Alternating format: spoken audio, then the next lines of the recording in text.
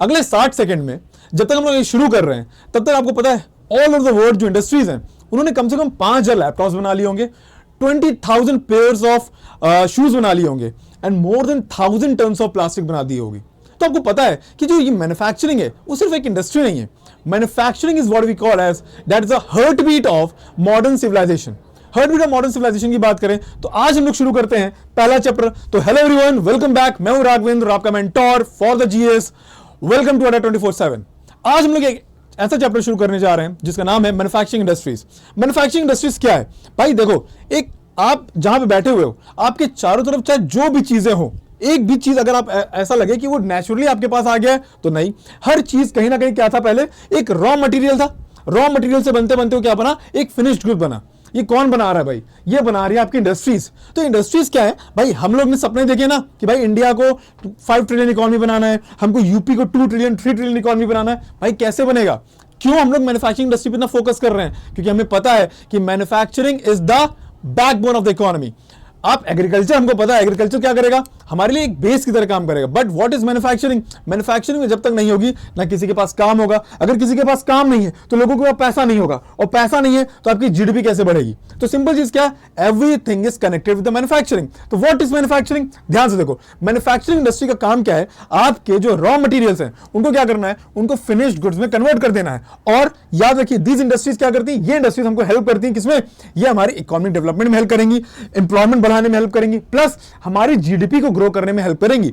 तो manufacturing is what we can say convert raw material into a finished good, helps in development of the country, growth of the economy and employment generation. Right, समझ गए यहां तक? अब बात करें हम लोग आगे तो ये देखते हैं कि टाइप्स ऑफ मैन्युफैक्चरिंग इंडस्ट्रीज। हम लोग ने इंडस्ट्रीज को कई हिस्सों में बांट दिया, राइट, जिसमें हम पहला देखते हैं एक सेक्शन है जिसको हम बोलते हैं हैवी इंडस्ट्रीज। साफ साफ पता चला ये वो इंडस्ट्रीज है भाई भारी है। भारी मतलब क्या? इसमें हर चीज भारी लगेगा। भारी मतलब ज्यादा, ज्यादा मतलब जैसे for example that require large capital और ह्यूज इन्वेस्टमेंट लगेगा उसमें। यानी हमेशा देखना, ये अक्सर देखो जाओगे, ये वो इंडस्ट्रीज होंगी जिनमें बड़े जो इंडस्ट्रियलिस्ट होंगे उनका पैसा लगा होगा।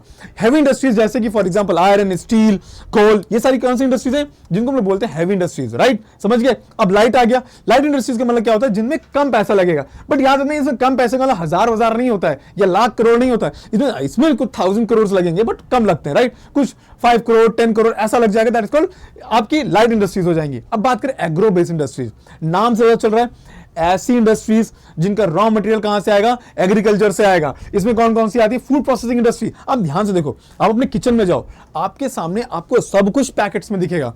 सॉस, ठीक है, कॉफी, चाय पत्ती, everything is in packet. What is this? This is food processing. Food processing क्या होता है भाई? कैसे एग्रीकल्चर का एक रॉ मटेरियल होगा उसको हम लोग किसमें कन्वर्ट कर देंगे? फिनिश गुड में। टमाटर खेतों में लगे, बट वो कैसे एक इंडस्ट्री में जाने के बाद आपके घर में एक पैकेट में पिचकू में आ गया, 15 रुपए की पैकेट में। What is this? This is manufacturing. और ये कौन सी इंडस्ट्री है? फूड प्रोसेसिंग इंडस्ट्री, यानी एग्रो बेस्ड इंडस्ट्री। समझ गए? दूसरी कौन सी होती है? Mineral based industry. Mineral based industry साफ साफ पता चल रहा है इनके रॉ मटेरियल्स कौन से होंगे? मिनरल्स होंगे। मिनरल्स मतलब फॉर एग्जाम्पल सीमेंट इंडस्ट्री, इसमें आपको पता है मिनरल्स का इस्तेमाल किया जाता है। तो सिंपल आप समझो कि हम लोग टाइप्स ऑफ इंडस्ट्रीज देखी, जिसमें हमने देखा heavy industries, light industries, agro based industries और आपकी मिनरल बेस्ड इंडस्ट्रीज। समझ गए यहां तक? चलो आगे देखते हैं की मैन्युफैक्चरिंग सेक्टर्स इन इंडिया। अब इंडिया में बात करें तो इंडिया में भाई मैन्युफैक्चरिंग सेक्टर से बहुत बड़ा है। ठीक है, अब कैसे? ये कुछ की सेक्टर्स हैं, जैसे फॉर एग्जांपल एक आपका textile industry. Right, textile industry क्या है? टेक्सटाइल हमको याद रखना, हमको हमेशा टेक्सटाइल से लगता है that is it only depend on the, जैसे कपड़ा हो गया, बट इसमें भाई प्रोडक्शन, रॉ मटेरियल, कैसे हम लोग रॉ मटेरियल कहीं से लेते हैं, फिर उसको कन्वर्ट करते हैं फिनिश गुड में, और उसके बाद हम ये देखते हैं कैसे वो हमारे तक पहुंचता है। This is what we call as textile industry. ये किस पे डिपेंड होगा? ये डिपेंड होगा हमारे कॉटन, सिल्क और बाकी सिंथेटिक फाइबर्स जैसे रेयन हो गया, नायलॉन हो गया, ये सब क्या है? आपके टेक्सटाइल इंडस्ट्रीज है। राइट, अब बात करते हैं अगली इंडस्ट्री, हम लोग ने भी डिस्कस की, that is food processing industry. ये कुछ नहीं है, आपके घर में एडिबल ऑयल्स आ रहे हैं, राइट, पैकेज फूड्स आ रहे हैं, बिस्किट्स आ रहे हैं। What is this? These are the food processing industries. ठीक है, यानी ये इंडस्ट्रीज वो हैं जो आपके पैकेज फूड दे रहे होंगे। राइट, अगला क्या है? आपका ऑटोमोबाइल इंडस्ट्री। ऑटोमोबाइल इंडस्ट्री क्या है? आपको पता है, सबको पता है ये चीज, जिसमें कार्स होंगे, राइट, मोटरसाइकिल्स होंगे, कमर्शियल व्हीकल्स होंगे, ये सब उसी इंडस्ट्री में आएगा। ठीक, और फिर आता है आपका इलेक्ट्रॉनिक इंडस्ट्री। तो these are the key main manufacturing industries जिसमें हम देखते हैं कि इंडिया में ये है। राइट, अगला देखते हैं। आगे देखा जाए what are the factors that influence the location of an industry. मतलब कौन भाई, देखो कोई भी चीज कहीं पे होगी उसका होने का कोई कारण है। मैं यहां पे हूं, इसके भी कुछ फैक्टर्स होंगे, राइट। मेरा पढ़ाने का मन है। सिंपल चीज याद रखो कि अगर हम देखें कि कहीं पे अगर इंडस्ट्रीज हैं तो उसके कुछ फैक्टर्स होंगे कहीं पे लगाने के लिए। तो कौन कौन से फैक्टर्स है? पहला है रॉ मटेरियल। अब यार ये ध्यान दो कि हमें पता है कि छत्तीसगढ़ झारखंड में बहुत सारा कोयला है, बट हम, और कोयला किसके लिए रॉ मटेरियल है? आयरन एंड स्टील इंडस्ट्री के लिए। अब बात करो, मैं राजस्थान में आयरन स्टील इंडस्ट्री लगा दूं, कोई फायदा है उसका? नहीं फायदा है। क्यों? क्योंकि रॉ मटेरियल तो छत्तीसगढ़ में है, और अगर हम बात करें राजस्थान में इंडस्ट्री लगाने का, तो इसका मतलब क्या? हमको वो रॉ मटेरियल छत्तीसगढ़ के उठा के लाने के बाद उसको झारखंड राजस्थान लेके आएंगे, यानी हमको इस ट्रांसपोर्टेशन कॉस्ट का भी पैसा देना पड़ेगा। यानी सबसे इंपॉर्टेंट क्या है? उसका रॉ मटेरियल का प्रेजेंस होना, राइट। अगर उस जगह पे रॉ मटेरियल है तो वहां पे इंडस्ट्री लगा सकते हो। दूसरा चीज क्या है? Power supply.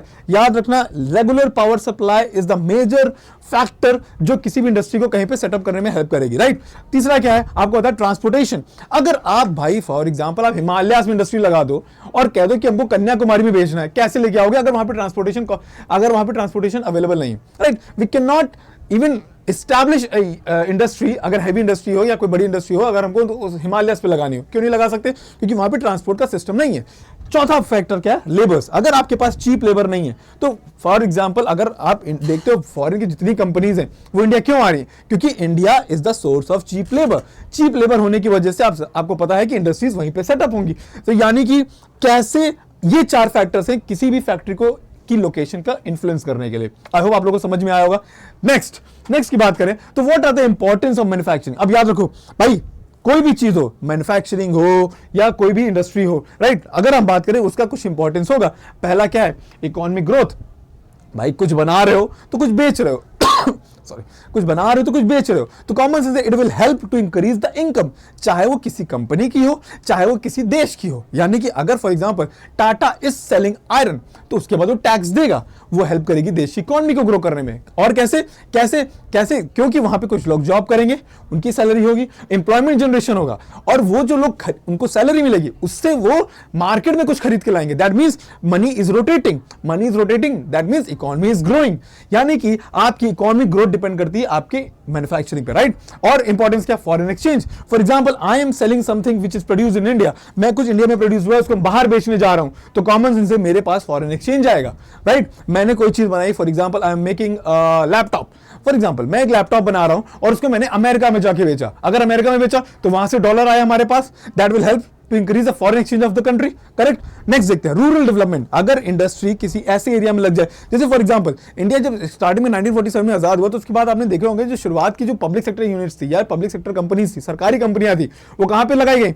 वो ऐसी जगह लगाई गई जहां पे ऐसा एरिया हो जहां पे आसपास गांव हो, ताकि उस एरिया का डेवलपमेंट हो सके। क्यों? अगर एक बार कोई इंडस्ट्री सेटअप हो गई तो उसके आसपास के लोग वहीं पे जॉब करेंगे, उनके पास सैलरीज आएंगी, उनके बच्चे ग्रो करेंगे, उनके बच्चे बढ़ेंगे, वो शहर पूरा बढ़ जाएगा। जैसे for example Jamshedpur, right. Jamshedpur क्या है भाई? एक इंडस्ट्री लगाई टाटा ने, उसके बाद वो पूरा एरिया डेवलप हो गया कि नहीं? तो दैट मींस रूरल डेवलपमेंट, ठीक। फिर आता है आपका एम्प्लॉयमेंट जनरेशन, ये हम लोग पढ़ चुके हैं कि भाई provides jobs to the millions, बहुत लोगों को जॉब मिलेगी। फिर टेक्नोलॉजिकल एडवांसमेंट, अगर इंडस्ट्री है तो आपके पास ये हेल्प करेगा आपके टेक्नोलॉजी को इंक्रीज करने के लिए। फॉर एग्जाम्पल अगर आपके पास हमारे इंडिया में फॉर एग्जाम्पल IT सेक्टर ना होता, ठीक है, तो हमारे पास ये AI या जो सारी चीजें हम लोग अभी इस्तेमाल कर रहे हैं, ये सारी चीजें जो इस्तेमाल कर रहे हैं, माइक एंड ये लैप, ये screen, right, they won't be there, right. अगली बात करें value addition to the agriculture. अब देखो भाई, मैन्युफैक्चरिंग और value addition to the agriculture कैसे होता है? अगर हम बात करें for example there is a tractor is an automobile industry,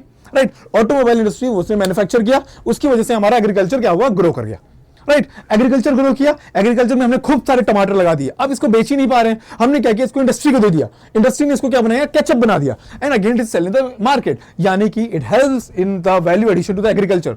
I hope इतना समझ में आया होगा, ठीक है, इंपॉर्टेंस ऑफ एग्रीकल्चर।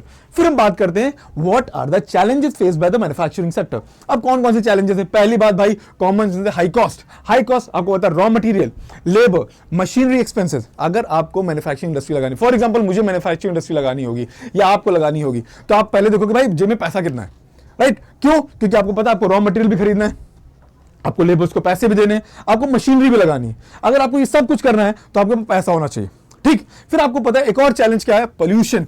कोई भी मैन्युफैक्चरिंग हो रही होगी उसमें कुछ ना कुछ तो पोल्यूशन कर रहे होगे तुम, भाई कहां जा रहा होगा आपका वेस्ट? चाहे वो एयर हो, चाहे वाटर हो, चाहे लैंड हो, कुछ ना कुछ तो हो रहा होगा जो आपका वेस्ट बन रहा होगा, वो कहां जा रहा होगा, राइट। फॉर एग्जाम्पल अभी बहुत मार्केट में बूम है e electricity, for example e vehicles का। बट व्हाट अबाउट कि आपकी जो इलेक्ट्रॉनिक वेस्ट होगा, यानी कि आपकी जो बैटरीज खराब होगी, ई वेस्ट कहां जाएगा, ये भी एक प्रॉब्लम क्रिएट होगा आने वाले फ्यूचर में, राइट। फिर बात करते हैं आउटडेटेड टेक्नोलॉजी। भाई इंडिया की इंडस्ट्रीज की बात करें तो मेन सबसे बड़ा चैलेंज जो है वो यही है। वो क्या है?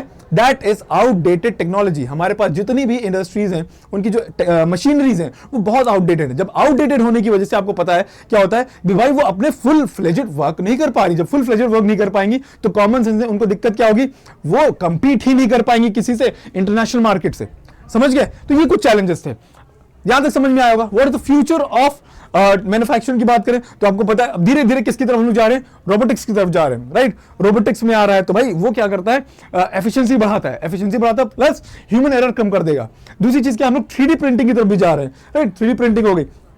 फिर हम बात करें आर्टिफिशियल इंटेलिजेंस, राइट। ये पीपीटी बनाने में हमारे आर्टिफिशियल एआई ने हेल्प किया है। तो what is this? This is the future of manufacturing. फिर आप देखते हो ग्रीन मैन्युफैक्चरिंग आ गई, ठीक है। वो किस पे वर्क करती है? सस्टेनेबिलिटी। सस्टेनेबिलिटी क्या होता है? Everything which is produced today should not affect the future. मतलब जो चीज हम आज प्रोड्यूस कर रहे हैं उसकी वजह से फ्यूचर जनरेशन के ऊपर कोई इफेक्ट नहीं पड़ना चाहिए। This is what we call sustainability. यानी कि ये सारी चीजें हो गई आपके फ्यूचर ऑफ द मैन्युफैक्चरिंग में, राइट। अब हम बात करें what are the key takeaways. अभी तक देखो, फॉर एग्जांपल यहां तक हमने 4-5 इंपॉर्टेंट पॉइंट्स पढ़ लिए, हम लोग ने देख लिया।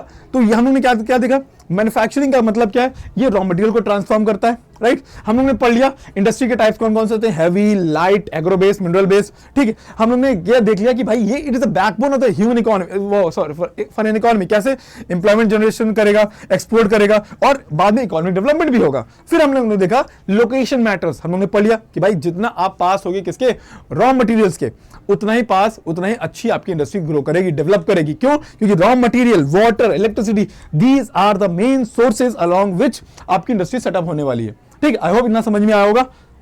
तो आज के लिए इतना ही। हम लोगों ने देख लिया व्हाट इज मैन्युफैक्चरिंग इंडस्ट्रीज, हम लोगों ने उसके चैलेंजेस देख लिए और आई होप आप लोगों को समझ में आया होगा। नेक्स्ट लेक्चर में हम लोग देखेंगे कुछ नया टॉपिक जीएस का, और तब तक के लिए देखते रहिए, बने रहिए। Thank you, all the best.